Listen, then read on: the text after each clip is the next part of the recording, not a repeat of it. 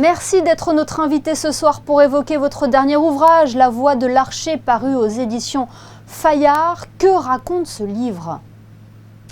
C'est une autobiographie et pour moi, c'est plutôt comme un témoignage et un hommage. C'est un livre qui nous emmène avec vous, de la révolution culturelle en Chine jusqu'à Monaco. C'est votre parcours de vie, pour ainsi dire. Oui, ça commence en Chine. Je suis née en plein milieu de révolution culturelle et je parle pas mal au début du livre de la Chine de cette époque, mais aussi même la Chine avant. Comme je suis une enfant exilée, enfant migrant, je pense que j'ai gardé un grand amour pour mon pays natal et aussi surtout pour la civilisation chinoise. Et avec ces livres, je voulais rendre hommage non seulement à l'histoire de Chine, mais aussi toutes les personnes qui m'ont inspirée. Et la deuxième moitié des livres, on parle plutôt des parcours d'un enfant migrant assez seul. Et moi, je pense que ces livres aussi, c'est un hommage aux principautés parce que vers la fin des livres, on voit bien que cette jeune musicienne, c'est grâce à le fait que je suis arrivée à Monaco en tant qu'étudiante à l'époque que tout était possible. Je pense que la Chine, c'était un peu le jardin où le grain était posé, mais l'arbre a eu la possibilité de développer ici, sur la côte de Méditerranée. Vous l'avez évoqué, hein, c'est un parcours hors norme, un parcours aussi, on peut le dire, cabossé, où vous avez connu l'exil, la peur, mais qui finalement a une issue plus que favorable et plus que belle pour vous. La résilience humaine, c'est universel. Et je pense que même s'il a l'histoire un peu particulière de mon histoire, mais je pense qu'il y a des thèmes qui sont universels. Par exemple, j'étais un enfant battu. J'ai jamais parlé de ça avant ce livre, jamais dans des discours ni dans les interviews, parce que pendant longtemps, j'ai eu honte d'être un enfant battu.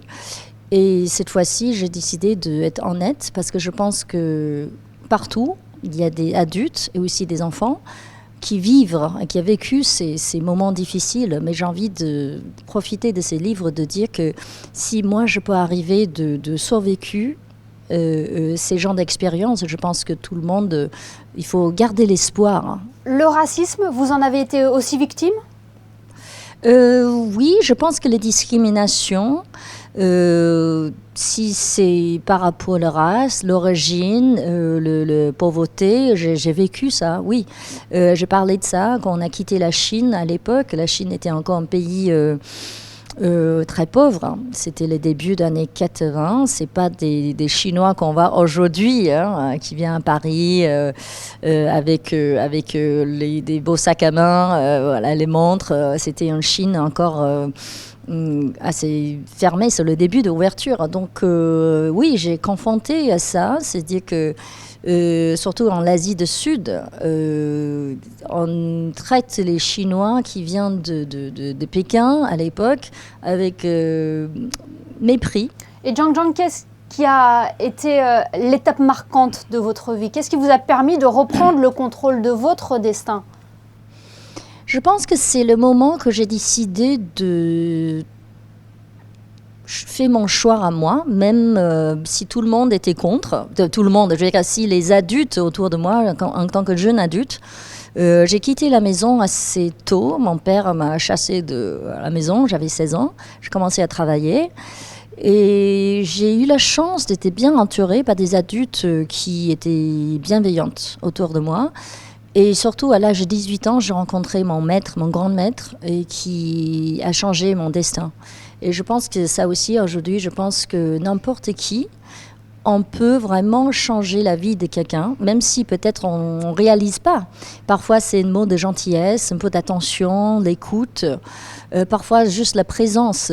Et beaucoup de personnes à Monaco, dans les communautés internationales de Monaco, qui m'ont ouvert le bras, le porte, le cœur. Et si je suis arrivée de qui je suis aujourd'hui, c'est aussi grâce à toutes ces personnes-là.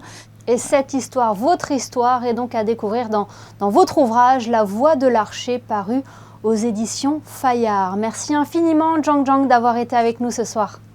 Merci beaucoup.